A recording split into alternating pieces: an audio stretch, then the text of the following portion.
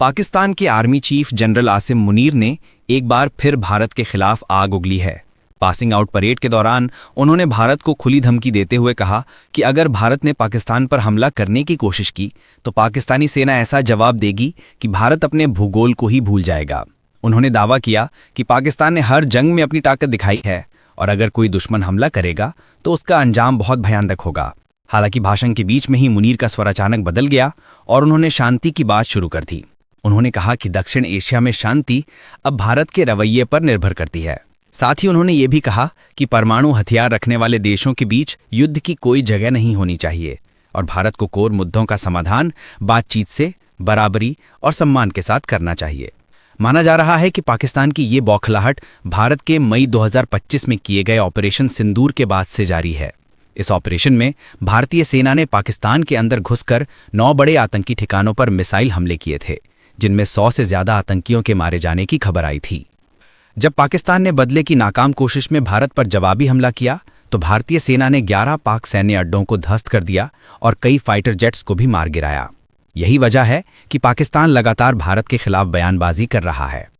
अपने भाषण में आसिम मुनीर ने एक बार फिर कश्मीर का मुद्दा उठाया और कहा कि पाकिस्तान जम्मू कश्मीर के लोगों को नैतिक और कूटनीतिक समर्थन देता रहेगा।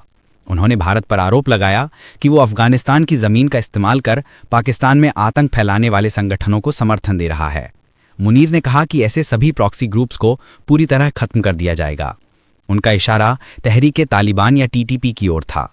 इसके साथ ही उन्होंने पाकिस्तान को एक शांतिप्रिय देश बताते हुए कहा कि उनके अमेरिका और चीन जैसे बड़े देशों से अच्छे संबंध हैं और पाकिस्तान किसी भी धमकी से डरने वाला नहीं है।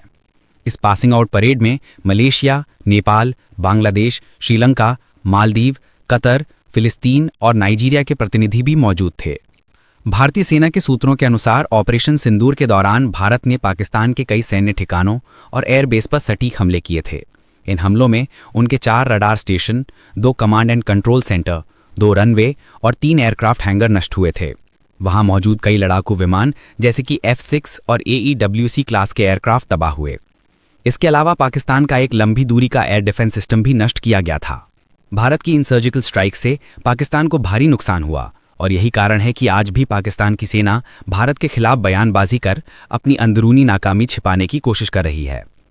Pakistan losses are concerned, I think it was very clear, it was clearly spelled out in the initial debriefs also that we have struck a large number of their airfields and we've struck a large number of their installations, and what we have gathered from whatever int reports we have got is that on ground because of our strikes there have been radars at least 4 places, command and control centers at 2 places, runway of course damaged at 2 places, then 3 of their hangars in 3 different stations have been damaged.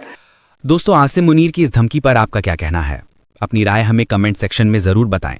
अगर आप हमारे channel Bharat और दुनिया official पर नए हैं तो channel को सब्सक्राइब करें, वीडियो को लाइक करें और देश दुनिया की हर बड़ी खबर सबसे पहले पाने के लिए बेल आइकन दबाएं। जय हिंद।